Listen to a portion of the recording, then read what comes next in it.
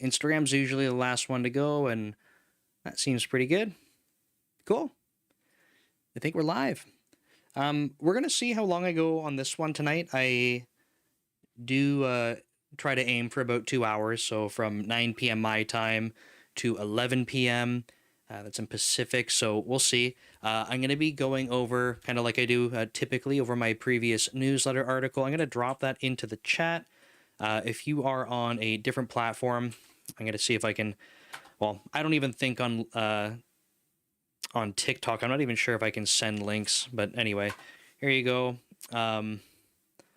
And Instagram, I don't think it's going to work, but anyway, if you want to see what I'm going to be referring to, it will be that newsletter article. So it's big shock to everyone, right? It's going to be about CrowdStrike, but not specifically. I don't want to focus on CrowdStrike. I would just want to use this as an opportunity to talk about safe deployment.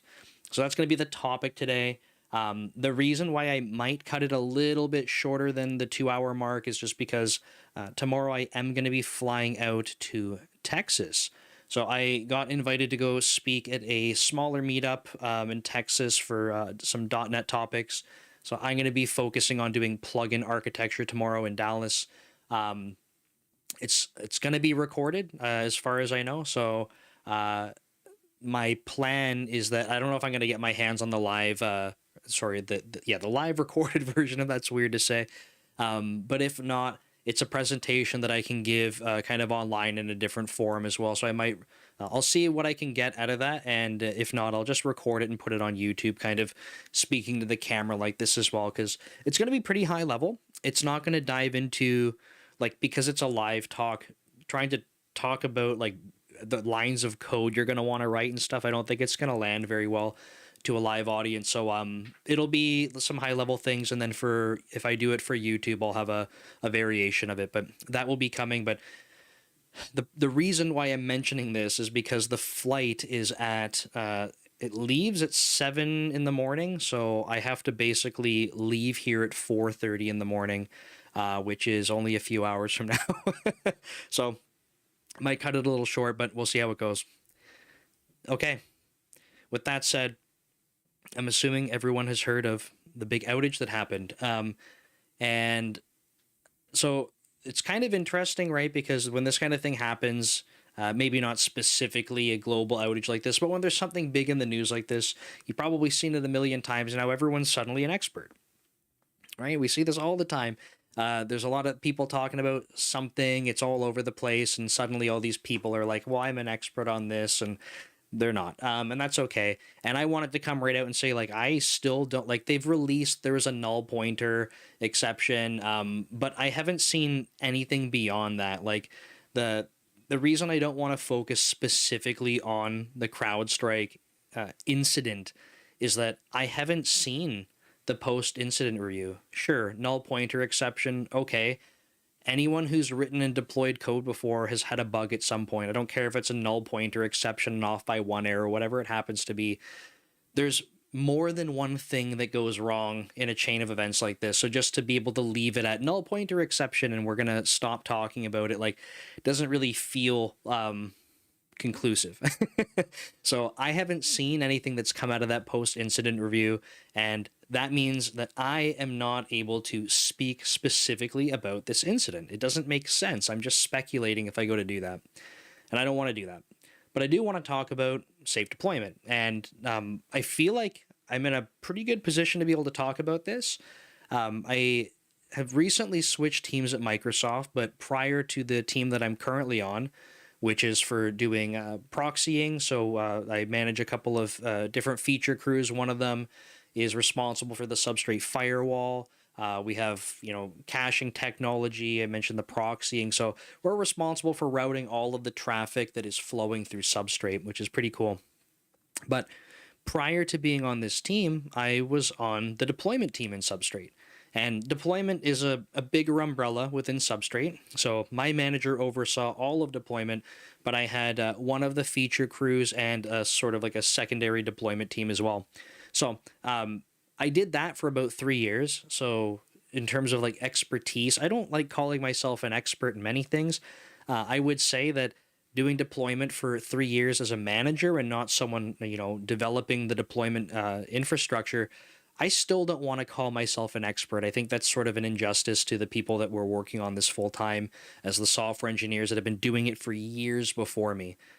But I do have experience in it and at scale. So I wanted to be able to talk about some of the things that we do, some of the best practices, the patterns and things like that we follow. And again, the goal here is not to say like, see, CrowdStrike should have done this. I don't know what they did or did not do. So I'm just highlighting as I go through this talk that these are going to be things to try and keep in mind. So you'll notice if you've seen my other content, you probably have if you're watching this, that I don't like to just say like, here is the one right way to do things. In fact, I think that anyone who's saying there's only one right way is probably wrong. And at least, maybe not fully wrong, but they are partially right. But to say, there's only one right way doesn't really land well with me. I think there's always several ways to do things. So when I go through these, different deployment practices, these are sort of generalizations, things that I think that you can think about and apply to your own circumstances. So you won't hear me prescribing like do exactly this, because I don't know your circumstances and they're going to be wildly different from scenario to scenario. So that's my little precursor to all of this. Hope that makes sense. Chat should be active. So if you want at any point, drop messages in the chat. I'm just double checking. I can see TikTok. I can see Instagram. I haven't seen anyone send messages in chat yet, but they should be coming in from LinkedIn, Facebook, Twitter, or X. I do see that there are people, most of the audience is from X. It's kind of interesting that this happens. So feel free to jump into the chat. I will try to answer. I much rather, like, because it's live, if you have questions or comments, I don't care if it's not related to what I'm talking about. I'd much rather just answer your questions that you have live. Otherwise, I would just go record a YouTube video and not do this at 9 o'clock at night on a Monday. Sound good? Cool. So this is going to be for my newsletter, like I mentioned. And to start things off, so what happened? Well, we had this big outage, kind of interesting. A lot of people in the media, it's very easy to point the finger at Microsoft and say, well, it's Microsoft. And it's like, well, not quite. It affected Microsoft systems, but it does not mean that it was necessarily caused by Microsoft. I do think that Microsoft has done a great job trying to help and offer support. They technically, didn't have to do that, but I think that it's really good that they have the means to do so. And obviously, they want people that are using their products to be able to kind of get back up and running as fast as possible. Is quite impactful. I still don't. Someone in the chat might know the number of machines across the world that were affected, but pretty incredible. I've heard some people saying, and I believe this, I don't think that there's ever been like an outage like this in history, potentially. So that's a pretty significant thing to think about. I don't think that anything that in my personal life was affected. I'm going to be flying tomorrow, right? So and I think I have a Delta flight on the way back. I might have I don't know, maybe some of the delays from that are still carrying over, because my flight on the way back did get moved, which is kind of interesting. But otherwise, I felt like I was pretty isolated from this stuff, but there are tons of infrastructure and systems that were affected. And, there were, unfortunately, people lost their lives and things like that. So it's not a trivial thing. This is pretty incredible, right? Especially the scale. So we had this issue, right? So CrowdStrike was able to deploy a change effectively, null pointer exception. Like I said, we're not going to spend all the time on that, but the first thing that I would love to see that came out of this post-incident review is like, well, how do we go from null pointer exception to every machine that's in, and I'm assuming it's every machine in CrowdStrike's sort of control, just has this problem now? Did someone just press the button and like instantly all the machines get it? So I don't know what happened in between there, but what I'm going to be talking about are some of the best practices and patterns for what we try to lean into, at least in Substrate, to be able to kind of fill that gap. Question in the chat: should I do deployment on a Friday? I've heard that if you have good practices and are confident, you should go ahead and do this. I am of the camp, personally, that a Friday is absolutely no different than any other day of the week. Now, I have seen some good points online come up about this for in terms of framing. So we have to talk about the product that you're deploying. So to give you an example, if you're deploying things that, and maybe I'll step back for a second. I think personally, when we're talking about deployment technologies, the technology should allow you to deploy and roll back at the speed of light. So as fast as you could possibly do it, the technology should allow it forward and back. That does not mean that you should go do it. It means that you have the means to do it. So if we decouple these things, deployment tech can go forward and back as fast as possible, right? You want a new change? It's out there instantly across the world like that. Again, not that you should, but the technology should support it. And to go backwards, to get back to a last known good state, I think that you should have the same ability as fast as possible. Now, in reality, I think that you do want to be able to go back to last known good truly as fast as possible. But I like thinking about this from the technology perspective, should be able to go as fast as possible. Now, in terms of how we do this in practice, just because the technology can go as fast as possible doesn't mean you should. So to give you a metaphor here, let's think about fast cars, okay? So you're driving, let's pick a Lamborghini. Lamborghinis are fun. Everyone loves Lamborghinis. So Lamborghini can go really fast. It means that if you were driving on the highway, if someone slammed on their brakes in front of you or you had to maneuver or something, you should be able to put your foot down and the car should be able to respond and do its thing to get you to where you need to be. Kind of just like instinctually you could dodge things, move around. Maybe if you're not a good driver, it's not the case, but you have the ability with the technology in your hands. Okay, that doesn't mean that just because you're on the highway, you should say, oh, I'm on the highway, unless you're on the Autobahn, and you put your foot down and say, well, I'm in a Lamborghini, I'm going to go 300 kilometers an hour. Just because the technology can does not mean that you should, but it means that you have the ability to do so when you need to. So that's what I want to call out. Now, when it comes to deploying on Fridays, again, do you need to deploy on a Friday? Right? So if you're deploying to a set of customers that, I don't know, if you think about the release cadence that they're expecting, because that's a big part of it, depending on what you're deploying, you may not want to do that. To give you another example, let's think about, I used to make desktop software and you'd have to go download it from the website. If we were to release it on a Friday night, odds are like probably no one's going to download it anyway, like minimal people would. So like, is there even incentive for us to do it, right? Just a thought. A lot of the people that are watching this and a lot of software that's built these days is going to be something like a web service or something that's kind of rolled out behind the scenes, right? And these changes are going out and, you as a user of a website or some application, some service, you might not even know that that's happening. So I think that's probably the majority of these situations people are thinking about, but I just want to call out that you may have situations that from a sort of like a customer expectation that you're not deploying on, whether it's weekends, certain days of the week, holidays, just because of the use case. So something to think about.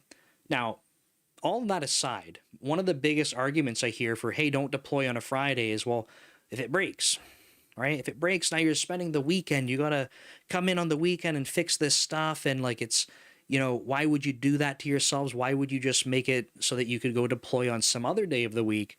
And that way you don't have to go waste a weekend. And I just think like this is kind of like a silly argument because I don't know about you, but I'm also busy during the week. So on a Monday, right? So you don't want to deploy on a Friday because it's not safe. You don't want to come in on the weekend, but you'll do it on a Monday. Okay. So is the likelihood statistically, and maybe there is, someone's done some analysis, maybe the statistical likelihood of deploying on a Friday just happens to be worse, that you're going to have higher likelihood you're going to have a problem. I kind of doubt it, but let's assume that it's equal likelihood of something going wrong. So if you do it on a Monday instead and something goes wrong, now what, you're going to spend your Tuesday, maybe your Wednesday fixing things, and you go, but at least I didn't waste my weekend. And I'm just thinking like, man, like I still got work to do. So what? I'm just going to fix the issues on Tuesday and Wednesday and go, thankfully I didn't waste my weekend, but like what about all the work I still had to do anyway? Or like the fact that maybe you're going to have to wake up super early on a Tuesday at 4 in the morning to go help fix something and stay up super late on Tuesday to go fix it, but at least you didn't waste your weekend. Like I just think it's the wrong, like it's not a great argument.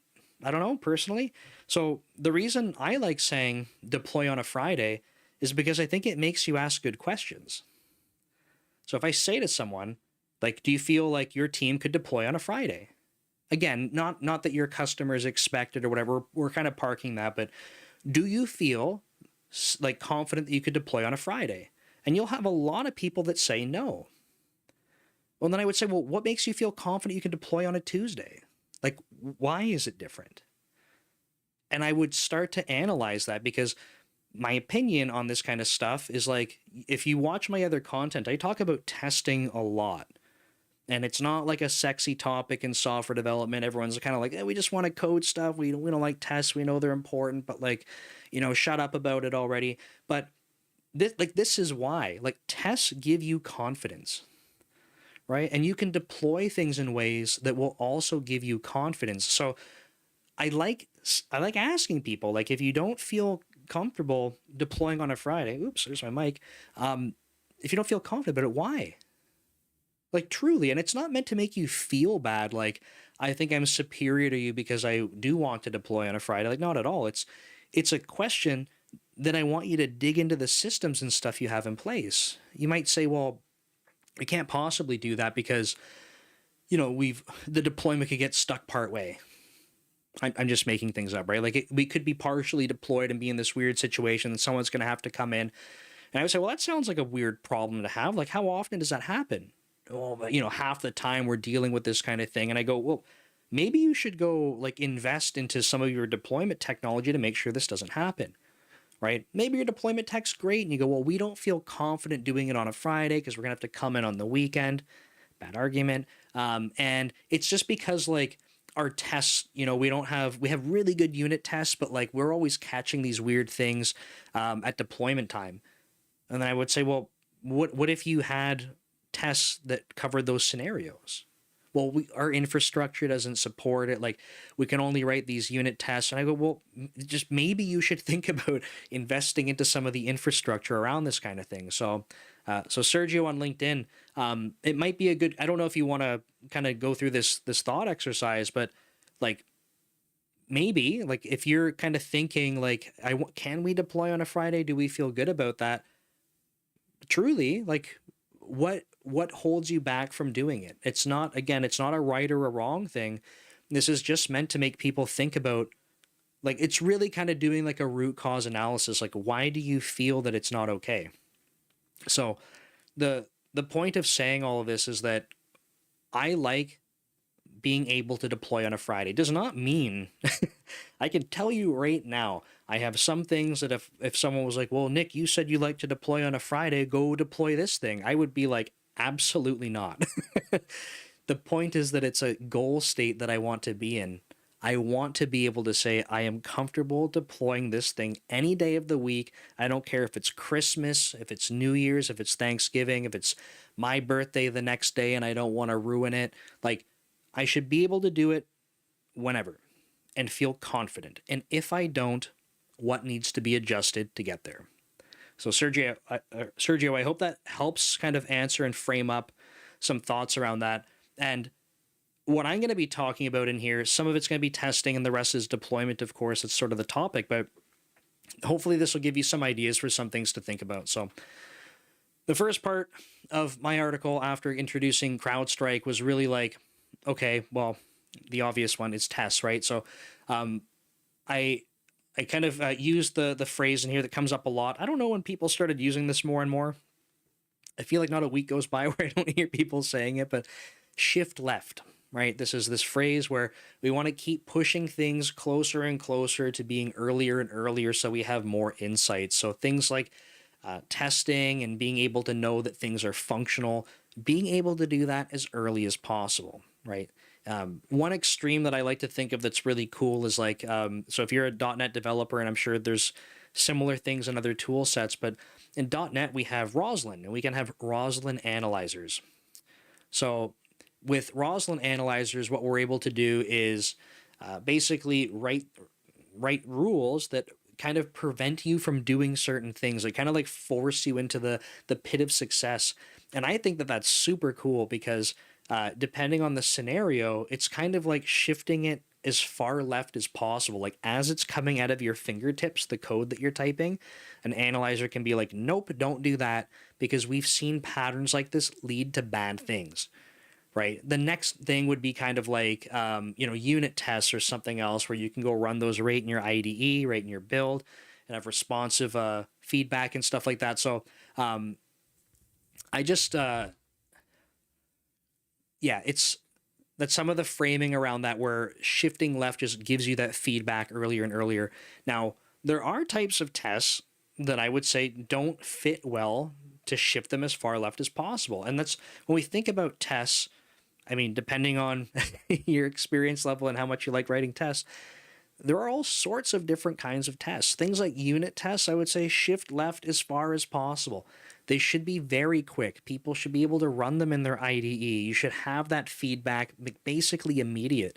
But you might have other types of tests. I'll give you an example. When I was working at Magnet Forensics before Microsoft, we would have tests that were essentially like what we would call a scan. So we would scan hard drives for digital forensic information and do these comparisons. Like a scan, depending on the size of the drive and the type of search we were doing, that could take hours. So sure, yeah, you could go run it from your IDE, but if we shifted it left as far as possible, like it still might not be a suitable thing to go run. It's not really realistic to say, hey, you changed a line of code, go run this thing for 6 hours and wait until you get the feedback before typing another line. But in general, we want to move things, shift them left so that we have this feedback, because you've probably seen charts and stuff online. They float around periodically that show like the cost of fixing a bug, right? And if you can fix it really early, there's very little cost, right? Even if you're investing into analyzers and things like that, little cost proportionally. But when you have to start fixing bugs, the further away they are from the developer's fingertips, the higher that cost gets. And the CrowdStrike situation is like the most extreme, right? One bug, and I'm kind of breaking my rule here. I don't know what else happened in the middle, right? So we see a null pointer exception. So like there's the one bug, but the cost of that bug all the way, like being like found all the way at the end, is absolutely extreme. And if there was something that could have prevented it and caught it, then like maybe that would be very cheap upfront. So just a kind of a spectrum to think through. In the chat, what are the chances this update was on purpose? I guess anything's possible. I don't like kind of speculating on this kind of stuff, because we could have this conversation about anything, right? Like, I don't know. Someone motivated to do it, sure, someone could be, but like I said, you could go down this rabbit hole for any topic you want. Like, and I don't know. I would much rather spend my time just kind of thinking about like I can't go back and fix this. Not that it's necessarily my responsibility to do so, but like I can't do anything about something that happened in the past. So the best that I can do, the most that I can do for influence at least, is have a stream like this or make content that just shares information about how you could prevent something like this in your own work, because I think we have control over that at least, and I'd rather talk about things that we have some control over. So sorry, I don't really know on speculation and stuff like that. I only ask because the last 8 days there have been videos on execution against attacking computer kernels, and then it happens. Yeah, I don't know. To be honest, it could be anything, right? So I don't know. Don't know the answer to that, unfortunately. So one of the takeaways from my article, yeah, sorry, yeah, and you're welcome. I wish I, I wish I had a better answer for you. One of the takeaways under the testing section for my article was to call out that like you do have a variety of testing styles that you can use, right? I mentioned unit tests. We have things like functional or integration tests. You could have performance tests. There's all sorts of tests that you could have. And I like talking about all these different kinds of tests because if you just take the lens very narrowly on different tests, it's like, well, we're just going to write unit tests. Like you're missing out on a ton. And if you say, well, unit tests suck, they're brittle and like functional tests are the best, I go, okay, great. They might have better coverage. They might be the best bang for the buck because they're somewhere in the middle. But like if you're not writing unit tests, I can guarantee you're missing out on some opportunities. So instead of just, anchoring to one type of test and saying this is the best and the only thing we're doing, I would just say like ask yourself honestly, like where do you need confidence and what's the best tool to be able to give you that confidence? And you'll find that there is a spectrum of different styles of tests to pull from. So just something to think about. I highly encourage you go through that exercise. And if you're unable to go add tests of that particular type because your infrastructure doesn't support it or the code's written in a way that doesn't allow it, have conversations with, if you're an IC, have conversations with your team, your product owner, your manager about like, could we do better than this? Like if we're constantly feeling like we're stuck in this pattern of fixing these silly bugs that keep coming up and we don't have confidence over this area, what could we do better? So something to think about. Next takeaway, that's probably a pretty obvious one, but I think it's worth mentioning. You do, and this will depend a lot, I guess, on the size of your company and stuff, or the life cycle of the product you're working on or the service you're working on. But you're going to want to hook up automation for your tests, right? I'm kind of laughing because I think it's more obvious it's obvious for probably most people, but having some tests is better than zero tests, even if you have to go manually run them. But if you're relying on manually running them, the point that I want to get across here is like, we're all human. And there will be times where you forget or you do something weird with the run because maybe it's not perfectly repeatable because you're a human. There's always going to be these situations. So I would say kind of take the human element out of it, hook it up to automation, run your suite of tests. Like I would recommend getting to that early and then kind of removing the human error part. And then the final part on the testing thing, because, the main point was just the different types of tests, is like, revisit this stuff. Okay, so you might have something in place today and you'll say, hey, like we unit test a lot of stuff. I'm just making this up, right? We unit test a lot of stuff. Now we feel pretty good about it. Like we've been going pretty strong. We've had a couple of hiccups here and there, but like we go back to the unit test, check them out. Oh, there's a gap. We go add one. We're feeling good. We feel confident. And I go, great. If you and the team are feeling confident about your deployments, making changes to the software, excellent. That's the state you want to be in. But if you kind of just like put your blinders on and you say, well, this works right now, that's all we're going to do and not talk about it anymore. The risk becomes that if you're not evolving your strategies as your product and service is evolving, you will stagnate and you'll be in a position where you're going, oh crap, like, do I have to play catch up on this now? Like, can we keep writing those styles of tests? Are they going to be okay? Like, is there more that we could be doing here? So I just encourage you. One of my philosophies in software development in general is to be continuously improving across, every angle that you can. And that includes looking at your deployment and your tests and things like that and saying like, are we still doing a good job here? Could we do better? Where are the gaps? So constantly revisit stuff. Okay, we're going to start talking about deployment now because so far it's been dancing around deployment a little bit. To start this part off, I did mention already, and I'll kind of repeat it depending on whether or not you just joined the stream. But when I talk about deployment, I want to decouple how the technology is able to do things versus how you leverage the technology. And to repeat this from a little bit earlier, because I think it's worth repeating, I think that you want to strive for having deployment technology that can go as fast as possible. Okay, so if you were to hypothetically press the deploy button, hypothetically, the technology should be able to go at light speed and have all of the changes that you want deployed everywhere instantly. Obviously, it's an exaggeration. That's not really realistic, but the technology should be capable of it. And going the other way, if you were like, oh crap, that's not good, you would want light speed rollbacks to last known good state. Like that would be ideal from a technology perspective.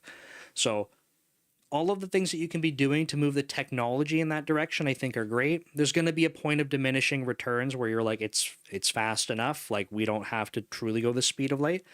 Now that coupled with this next part, which is just because you can go that fast does not mean you should. That's the whole point of this section that I have in my article, which is slow and steady.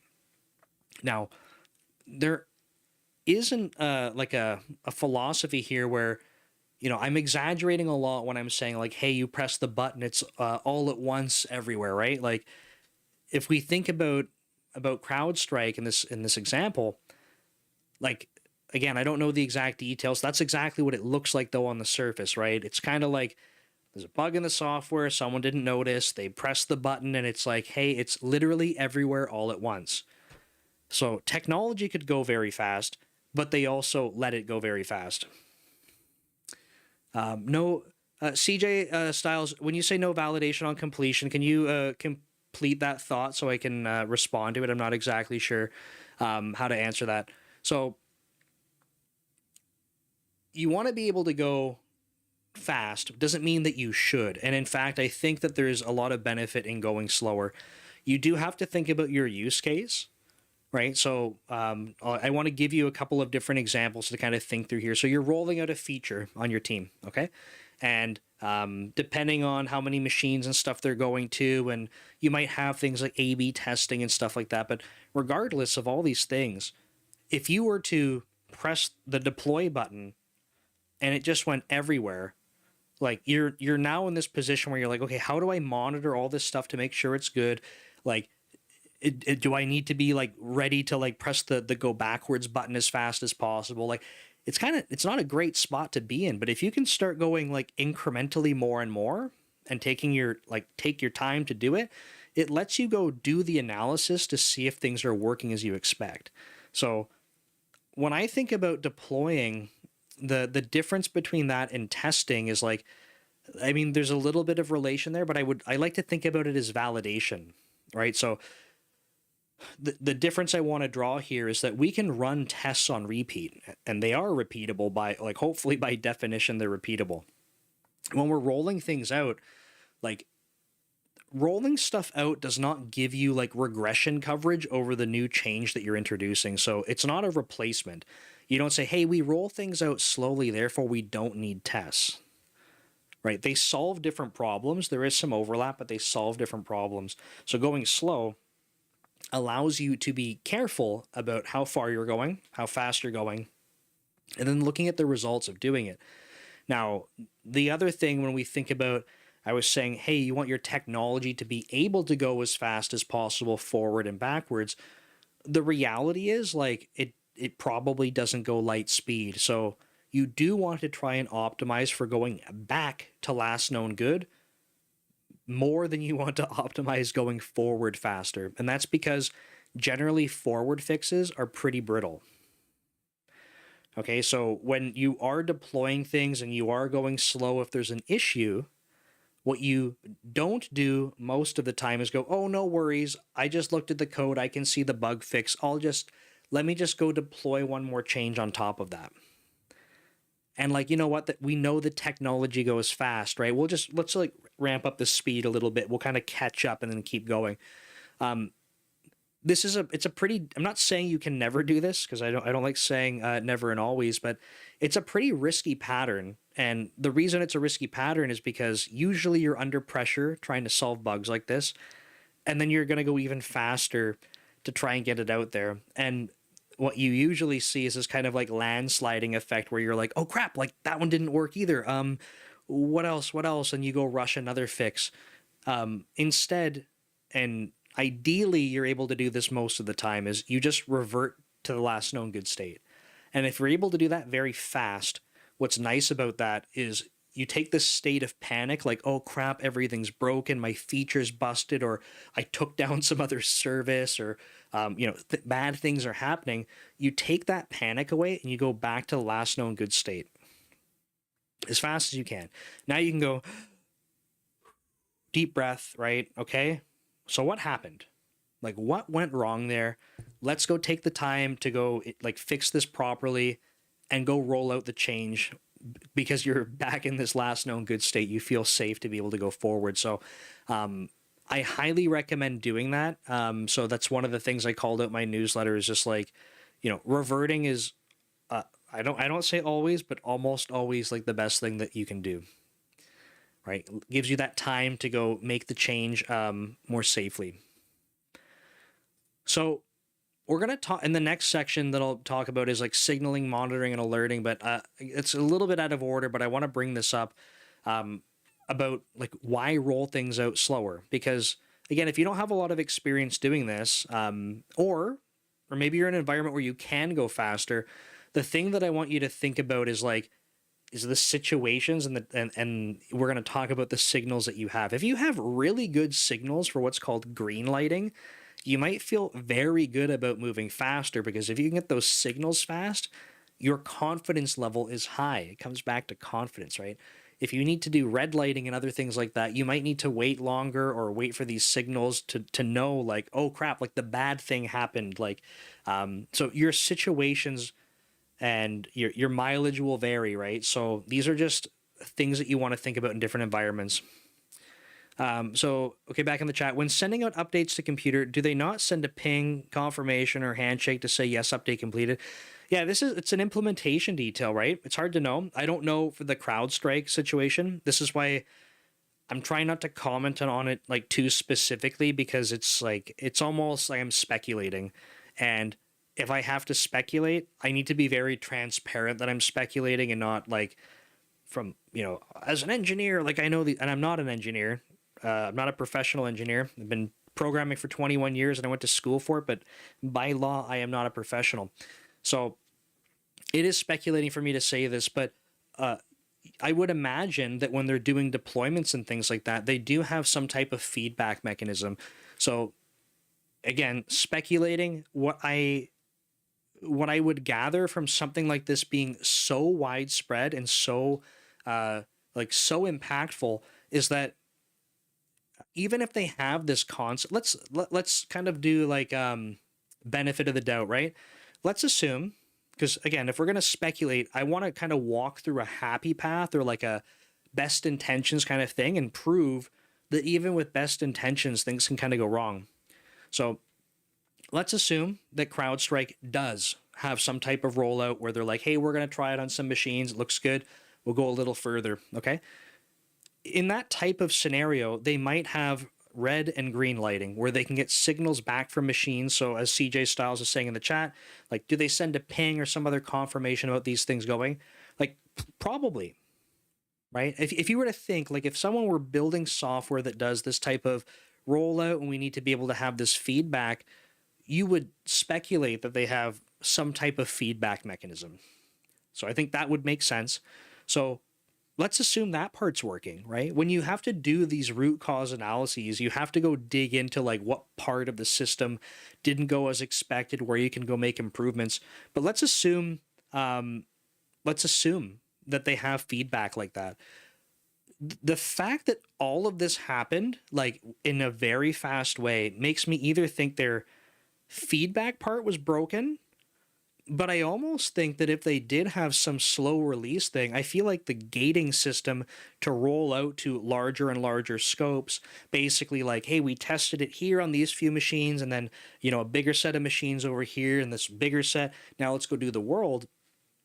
I feel like, again, speculating, but I feel like this is so funny. Instagram, I'm literally streaming on Instagram and they put up a banner that's like, your account's being automated, we think. Like, dude, it's a live stream. I'm literally talking to a camera. Anyway, I feel like the gating system must have been broken, because I want to assume they have something to control the rollout. So how would it go everywhere all at once so fast? Well, that's how I think that that happened. So I'm gonna try to get back to my live stream here. Okay, cool. It's still running. It's still running. So yeah, CJ, I hope that kind of answers like my thoughts at least on that, but it's total speculation.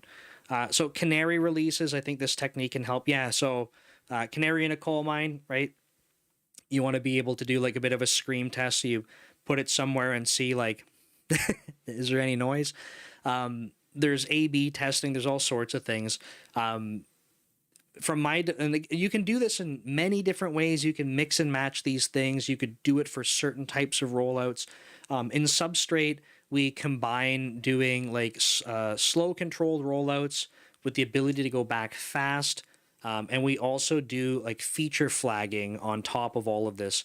So a really cool way that you can approach things is like, and it's a generalization. So you might be listening to this and being like, well, Nick, what about this scenario? This obviously won't work. And like, I get it. Just trying to make some generalizations, but you could think about deploying a feature. Okay. So if we're saying, I'm just going to make up some timelines, it's going to take 2 weeks for your change. If you press, it gets built, all your test pass. And so from the build, you press the button to deploy to the world. Let's say we're going to take 2 weeks to do that, and we'll gradually do more and more scopes. We'll start very small, kind of spread it across the world. Let's say 2 weeks. What you could do during that time, depending on how much control you want, is you could also layer a feature flag onto this, right? So depending on what you're building, you might say, great, I have 2 weeks for this thing to touch every machine. But what I'm also going to do is by default, my feature, my change, it's going to be turned off. It's off, right? And that means that what should happen is theoretically, you could wait the full 2 weeks and have it deployed to every machine in the world. And you should notice literally no difference, potentially. Then with your flighting on top of that, what you're able to do is start controlling your own scopes of the machines and stuff you want to see get turned on. So these are decoupled things. You can't turn the flight on if it's never even been deployed there. So you do have this base of like, you need to start deploying across all the machines, right? And your flight could chase it. You could absolutely do that. You could turn your flight on by default, but I think a safer way to do it, if we're kind of thinking about safe deployment practices, is keep your feature off by default, right? You do have this period of time where the deployment's going to be spreading the change out, like literally the binaries being landed on machines. And then from there, you can kind of chase the deployment at the cadence that you want, but the deployment is kind of setting the rate at which you're able to go. You can't go faster than the deployment. So in the example that I'm giving you here with this 2 week thing, if you're 1 week into it, and I said 2 weeks to get the whole way, you can't be like, okay, I've seen enough, like just turn the flight on to all the machines. Like you can't, because your change hasn't even made it that far. So there's some things to think about there. So I hope that makes sense. You could turn the flight on, like once it's at, say, I'm just making this up, say you're 1 week in, you're like, okay, I'm very happy with it, and we're at 50% of the machines because it's going linearly. You might say, okay, turn the flight on like fully, and it's not going to take effect instantly, but it will mean that as the other machines are deploying after that, they will be coming back online, like your service will be coming back online with the flight turned on automatically. But these are two systems you can layer on top. Right. And you can, like I said, you can go mix this with A/B testing and things like that. So lots of different things that you can mix in. But the main point that I wanted to talk about here was going slow. Right. It doesn't have to be dreadfully slow, but slow enough where you're like, we have confidence in being able to see what's going on. So something to think about for your situation. Okay. Next part, because I think this is important to layer on with the going slow part, because you might say, well, Nick, like, how do I know how fast or slow to go? And I want to talk about signaling, monitoring, and alerting. And I'm going to explain my working definitions here. And that way, If you want to disagree about what these words mean, that's totally cool. I'm not here to tell you this is the exact definition. I want to define these three words in a way that I can talk about them. And if you would like to use your own words for these, for these things, totally cool. I'm not here to like be a dictionary or a thesaurus, so it's just to get us on the same page. So signaling is going to refer to the sort of the signals that we want to look for. So different things that you might measure. Okay, that could be a signal could be like your CPU usage. It could be your hard disk space. It could be memory usage. It could be whether or not something is at a given point in time, like it's running, right? The number, you could check for, you could do all sorts of things, right? Did we make sure that we had those 10 lines available in the configuration file? I'm just making stuff up. But the signal is kind of like this base thing that you're using as a measurement. So it's going to be the measurements you make on a signal. Some piece of data that's interesting to you in your situation. I think things like CPU, memory, that kind of stuff, like that's a pretty common type of signal. Availability could be something. So to give you an example, if you wanted to ping or do a health check on a service, like the part where you're pinging and measuring is the service online. The act of doing that is kind of like the signal that you're trying to measure. But that's going to bring us a nice little segue into the next one, which is monitoring. So when do you do this? How often do you do it? So what are you trending for the signal? Like if we take the ping example, right? So if you're thinking about monitoring over a signal, which is the health check, do you care if, and I'm not insinuating this, so I want to be careful about how I say it, but do you care if you go to do a ping the one time and the service is down? What if you did this over 10 minutes and you pinged 99, so you pinged 100 times and one time it didn't work right in the beginning? Would you say, oh, we have this monitoring, like monitoring, seeing something not good? Would that be the case? Or, would it be like some threshold, like we pinged 100 times and 50 of them weren't good? You might be like, oh, like this is the trend that we want to look for.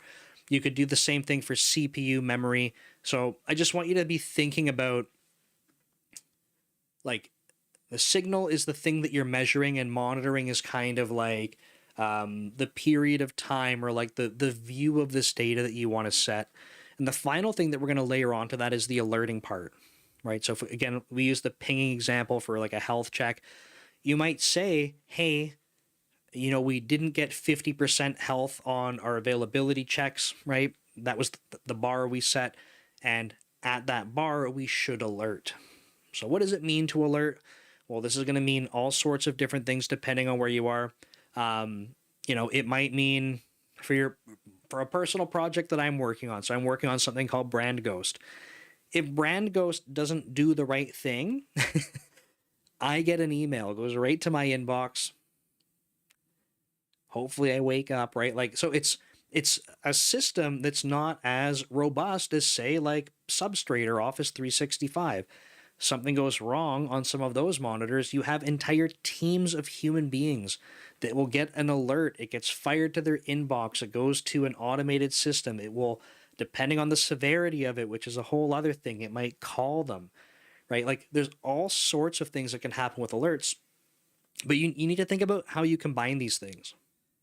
And I mentioned the word severity, and I think that's a good one to think about too, because you might have some signals with some monitors where you're like, this looks suspicious. We should probably put this on someone's radar, and they should check it out. We don't think that the signal with our monitor is strong enough where we're like, you know what? Like, this is bad. Like, we got to stop. But it might be like, this seems suspicious at least. Like, we should go look into it, because it might be a sign that something bad is going to happen later. So you might have these different severity levels or different types of alerting that you mix in based on that severity. So the takeaway that I wrote in my newsletter article was just like, understand how these three different things, however you would like to call them, fit into your current system, right? If you don't have any signals, you should probably think like, okay, well, what does a good state look like? What would make me feel good after a deployment is done? What would make me feel good? What would make me feel bad? And try to think about those things. Like I've had a couple of, embarrassingly, I've had a couple of situations. Maybe it's worth talking about these where I'll use Brand Ghost as the example. I made a YouTube video recently where I posted how this happened, but I did a deployment, and the the thing that I was trying to check was about running these jobs that would happen overnight. So I have a schedule that runs, and I know that the data that I have to operate on is not perfect. As in, it's not perfectly sanitized. I imagine or speculate there could be an issue when the schedule is running. And in the video, I showed how I put this try catch inside of this loop. And I was trying to be safe, right? So I had it encompass the entire inner body of the loop. But the problem was that it did throw an exception. So thank you, try catch, you saved me. But what didn't work so hot for me was that the delay before the next iteration was also inside the try catch. So I had this busy loop that basically sat there spamming Azure as fast as it could, and it ate through my entire budget overnight. Now, the budget was not super high. This is just some Microsoft credits I was going through, so it was okay. But the point that I'm trying to make here is that what would be a good thing for me at this point, a good signal, would be CPU usage. I've burned myself a couple of times now where this has happened. When I was doing Meal Coach, so this is another. I tried having a nutrition platform as a service bit over about 2 years ago now. It was a failed sort of startup idea, but I had issues with like database connections being held open. So that might not have been like a good deployment signal. Maybe not. I'm just trying to think through if there's some good examples from that. Maybe not a good deployment signal. This logging one, in the example I just gave you from Brand Ghost, that's not a good example in that context. But after I put that YouTube video out, I wish I was making this up. I'm just being transparent. I pushed another. So that YouTube video was made a couple of weeks after the issue happened. After I released that YouTube video, I literally pushed up a breaking log change or a logger change. I configured the logger wrong. On application startup, it was throwing an exception because it was failing, trying to set up the log. So then it used a logger to try and log the error, which also threw an exception, and it sat there doing an infinite like loop, almost like recursion.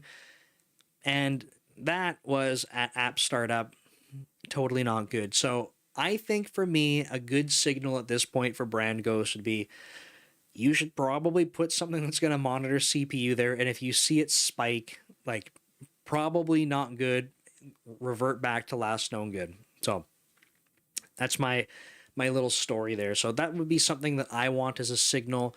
If I had to ask on the monitoring front, like how long after a deployment, once the app is up and running, if it was, CPU was elevated, and I don't know the threshold, I'd have to go look at a chart, but I might say, hey, look, if you're over, X% CPU, even for, I don't know, 30 seconds or something, might not even need that long, like probably not good. Go back to last known good and send Nick an email. Like that kind of covers the signaling, monitoring, and alerting for Brand Ghost for one signal and one monitor. So something to think about, but you can go through that exercise for your own systems and see how that fits. I have to sneeze. It's creeping up on me. Don't do it, Nick. Okay, and I think that was mostly it. And kind of coming back, I finished the article off with deploying on Friday. So depending on when you join the stream, one of the first questions from Sergio in the chat was, I'll just kind of read it back out. He said, should I do a deployment on a Friday? I've heard that if you have good practices and are confident, you should go ahead and do it. And my response was absolutely. So I finished the article off by basically saying the exact same thing, right? It's like, if you if you don't have the confidence, it's not a matter of, hey, you should feel bad. Nick is trying to call me out and make me feel bad for not deploying on a Friday. Not the case at all, because I did mention earlier, I literally have some projects. I would say you're definitely not touching that deploy button on a Friday, but that's because the goal state is to be able to deploy on a Friday. The goal state is to be able to have the confidence that you can, because it shouldn't matter what day of the week. Unless you literally have statistical evidence that indicates that a Friday is somehow, more likely to break things, I would say it shouldn't matter. And then I would say if you do have stats on it, maybe you should figure out why that's the case. I would be very curious to know. So the argument, and I mentioned this earlier, I'm kind of repeating myself because I think it's a critical point. The argument that you hear a lot of for not deploying on a Friday is, I don't want to come in and fix it on a Saturday, right? It's the weekend. But then I just say, like, I don't want to, if you're going to deploy on a Monday instead because somehow that's safer, like, I don't want to fix issues on a Tuesday. Wake up early, 4 in the morning, 5 in the morning, you're getting paged, or it's your own business and you happen to wake up because your phone's going off or something, and it's like Tuesday morning at 4 in the morning, and then you're fixing this bug until, Tuesday night, like 5 in the morning, like, or whatever, I guess that's the next morning. Like, why is Tuesday now okay?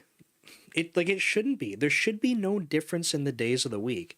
So if you find that you are not confident to deploy on a Friday, it's not, Nick says I should feel bad about myself. The conversation is really, well, why do you feel that you can't deploy on a Friday? What is it about your system, how you have your technology set up, that does not give you confidence? And then start chipping away at that. And to bring it kind of full circle to one of the earlier points too, like, if you don't ever have a need to deploy on a Friday because your customers don't require it or whatever else, like, maybe it's not conducive for your customers to get updates on a Friday, maybe you never need to optimize for it. But I would always be curious, like, pick a different day of the week. Well, we don't like deploying on Wednesdays. I think probably before Microsoft, I'm trying to think. I feel like we had other days where people didn't like committing code or something. Or we've even seen, I'm sure other people have seen things like this, where we're going to do like a freeze, code freeze. We have a release coming up. We got a code freeze. And it's like, why? Like, I get it on the surface. You're just acknowledging, if we need a code freeze, we don't have confidence in what's happening. So I get it. Like, I want to acknowledge that, like, I understand why people do it. It's, you don't have confidence in it, but I sort of question, like, why do you stop there? Why do you go, this is normal? Like, that should not be an okay thing. I understand if you need to do it because it's a stopgap, but if you're like, oh, like, thankfully we made it through this code freeze and it saved us, my personal reflection would be like, and that's exactly why we love code freezes. We should do more code freezes. Like, I think you want to say, now that code freeze is done and it saved us, what can we possibly start improving to never have to do that again? Freezing, being like your ability to deliver code, to me, is, I don't want to say it's ridiculous, because I don't think that's fair. Like, I already acknowledge, I can see why you would do it, but I think being like complacent with that being okay, that feels very bad to me. Pick a cadence. You're gonna do quarterly. You're gonna do quarterly releases. I'm just making something up, right? So that's 4 times a year. You're gonna do a release, which means you have 3-month release cycles, because 3 times 4 is 12. And so you have 3 months, and you're going to do a code freeze for 2 weeks. Right? What proportionally, how much time is that? Like, it's pretty interesting. So it's 12 weeks, and you're going to do a feature code freeze for 2 of those weeks.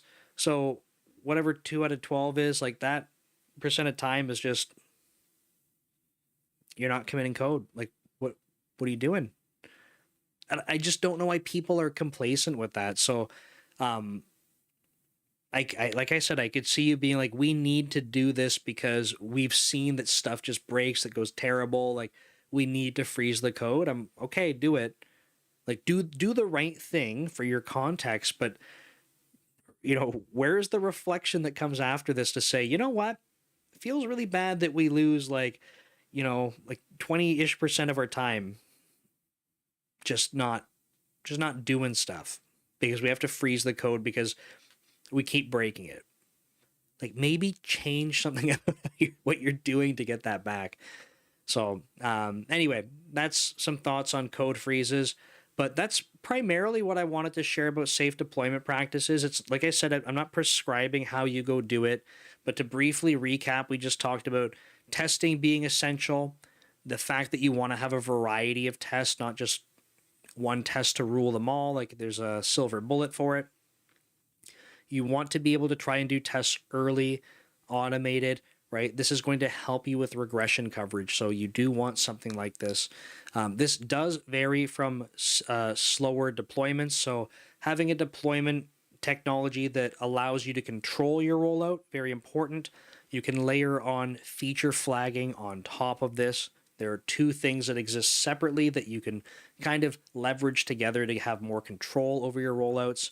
And then the other thing that we layer onto those slower controlled rollouts is your signaling, monitoring, and alerting so that you do get sufficient time as things are rolling out to get the information about whether or not you can proceed. So you could combine things like green lighting, so to be able to say, hey, we check these things off and you get the green light to move ahead. You can combine that with something like red lighting to say, hey, we measured something that is no bueno, do not go, do not, don't pass go, don't collect $200. We need to revert this thing. So you can mix and match all of those. And that's primarily it, so that you can go through this exercise of figuring out why you're not comfortable deploying on a Friday. And that is safe deployment in a nutshell. So hope that's helpful. Doing a time check, about an hour in. I mentioned at the beginning of this stream, I may cut this one short because I have a flight in not too long from now. I have to be up in a couple hours to go drive to the Seattle airport, which I'm now regretting because it's so early in the morning. But I might wrap it up here. But I'm gonna do a pause to see if there's any questions in the chat. While I'm waiting to do that, I guess I'm not pausing, but I will be checking the chat, so feel free to type whatever you want. I'm going to do a little switch over here. So again, if you haven't seen, this is the newsletter. So this is Dev Leader Weekly. I put out a newsletter article once a week. We're on the 53rd issue. So there's about 6,000 people that subscribe to this, which is pretty cool. It's taken just over a year to kind of build that audience, but it's really cool to be able to have something that thousands of people read. So you can check it out. The format, if you're curious, if you've never seen, I do put an exclusive article like right at the top. So I'm scrolling through it just so you can see what it looks like. Got this, and it keeps going. I don't like to just write like a 2-second article. Like, don't get me wrong, I'm not trying to knock anyone's newsletter. So I've had people literally tell me just write small, like 1-minute articles. And I'm like, no, man, like that's not, it's just not who I am. So I try to write more. And then I'll usually plug a course or something because I'm trying to share other things that you might find valuable. And then the second entire half of the newsletter is generally recaps from the week. So you can catch up on streams you might have missed or YouTube videos. As I'm building Brand Ghost, I had to stop writing blog articles just because that was the one thing I don't have time for as I'm coding more. But when I get more time back after Brand Ghost is a little bit more feature rich, I guess, and I'm spending less time coding on it, I was up to 6 blog articles a week on top of all this stuff. So you would see them listed off in this section. So there's that. If you guys are interested in learning C sharp, I do have courses on Dome Train for C sharp. So these are the three I have. I am currently working on, uh, as of this morning, I am working on two more Dome Train courses. So pretty excited about that. I still haven't asked Nick Chapsis if I'm allowed to reveal what the topics are. I have a feeling the answer is no. But one of them for sure is something that I talk about all the time. So there's a hint. So that one's pretty exciting. I've been working on that one for a few weeks now, and the second one is basically just signed the work for it this morning. So more Dome Trading courses coming. Very excited about that. I don't see any other questions that have come into the chat though. So, folks, I may wrap it up right there. I do appreciate it. Thanks for joining. It's my Monday night. I don't know what time it is where you're at.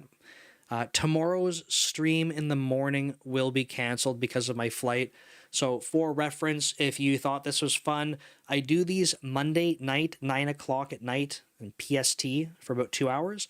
And then I try to sleep for a little bit, and then I code live in the morning at 7 a.m. So I do that every Tuesday, except this Tuesday. So apologies for that. Got to shift things around to be able to fly out to Dallas. Oh,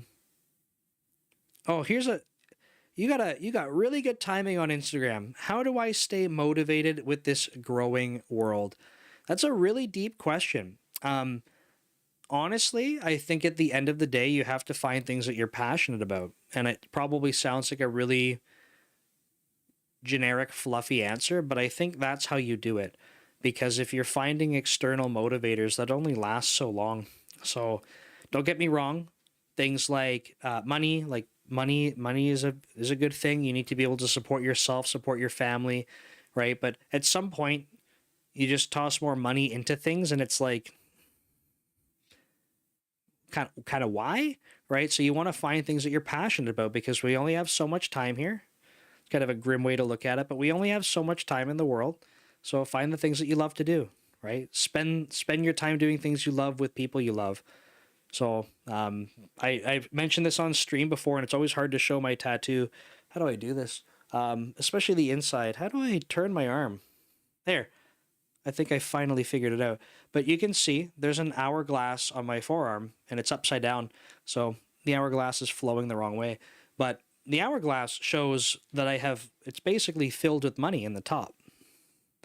And the money in the top of the hourglass goes into a fiery abyss.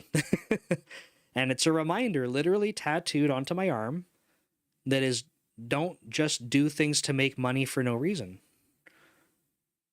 And it's because you're going to die. As grim as it sounds, you're going to die, and you're not going to do anything with it. And there are countless examples of people like on their deathbed that were rich, and they were like, I regret not doing the other things in life. I was just focused on money. So I do think money is important. It is important up to a certain point for everyone. You want to make sure you can get to a point where you're not concerned about it, right? Beyond that, it starts to not have like a good return on your time. So if you're able to do the things that you love, I think that will help you feel motivated. It does mean, like, I should remind people, especially if your comment is specifically about software development and software engineering, it's not easy. It's not easy. And I'm saying there aren't things, other industries that aren't easy. There's lots of things that aren't easy. But like you need to find some enjoyment in it, and TikTok not disconnect me at the end of my stream here. What the heck, TikTok? Just getting into it. I was just signing off actually, but anyway, whatever. TikTok's done. So when you're able to spend time on things that you're passionate about, I think that helps. You do need to acknowledge that things like software engineering, software development, or really, anything that you want to be able to get good at and make a career out of it, these things take a lot of time and effort, and that's okay, right? It's okay for things to be challenging. The thing that we have to remember is that we have to work through this stuff. And when it is hard, you have to keep going, okay, like what is my goal here? And I will admit, the motivation isn't going to be sky high every day. It's just the reality of it. There's going to be days where it sucks and you're questioning, why am I doing this? But that's truly when you need to remind yourself. You have to dig in, have some other ways to motivate yourself and kind of get that little spark back. And there might be days where you can't, right? And I would still recommend trying to go through the motions of keeping that momentum. If it's learning how to code or practicing other things, find some way to keep going, because you're going to have days that are kind of crappy. And, you know, the longer you stay at it, the more crappy days will show up, but hopefully they're heavily outpaced by the good days. And the more good days you have, I'm hoping the more opportunity you have to align those good days with things you're truly passionate about. So, I'll end the stream there. So I hope that helps a little bit. And I'm sorry if that's, you know, not a very actionable answer for you in this moment, but I wish you success, and I hope that you can, you know, find that motivation where you can and do awesome things. So thanks everyone. I will